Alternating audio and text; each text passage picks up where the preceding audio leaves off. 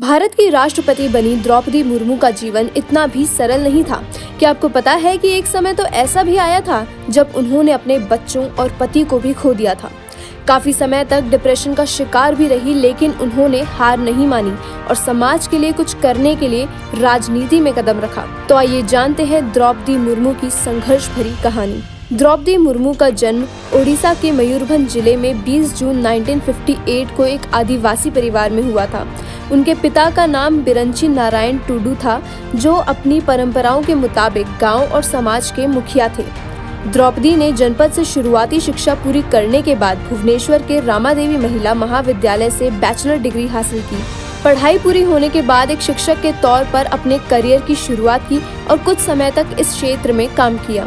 एक खबर के मुताबिक जिस समय द्रौपदी मुर्मू शादी करके ससुराल पहुंची थी, तो उस वक्त उनका घर भी कच्चा था। कच्ची दीवारें और फूस का छप्पर था। द्रौपदी मुर्मू ने अपनों को बहुत करीब से बिछड़ते देखा है।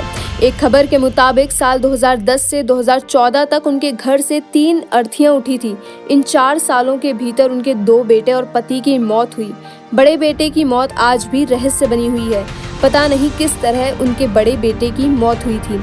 वहीं छोटे बेटे बिरंची मुर्मू की मौत एक सड़क हादसे में हुई थी।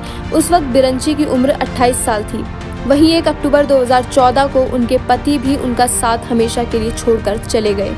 वहीं अगर उनके पहले दुख की बात करें तो सबसे पहले दुख उन्हें अपनी शादी के कुछ साल बाद ही मिल गया था, क्योंकि उनकी पहली औलाद भी उन्हें 3 साल की उम्र में छोड़कर चली गई थी। जिंदगी में तमाम दुखों का सामना करने के बावजूद मुर्मू ने हार नहीं मानी। हालांकि वो इस दौरान डिप्रेशन तक का शिकार रही थी, लेकिन उनके फौलादी हौसलों को कोई भी नहीं हिला सका।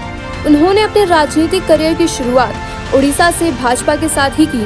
भाजपा ज्वाइन करने के बाद उन्होंने 1997 में रायरंगपुर नगर पंचायत के पार्षद चुनाव में हिस्सा लिया और जीत दर्ज कराई। भाजपा ने मुर्मू को पार्टी के अनुसूचित जनजाति मोर्चा का उपाध्यक्ष बना दिया। इसके बाद उड़ीसा में भाजपा और बीजू जनता दल की गठबंधन की सरकार में साल 2000 से 2002 तक वह वाणिज्य और परिवहन स्वतंत्र प्रभारी मंत्री रही।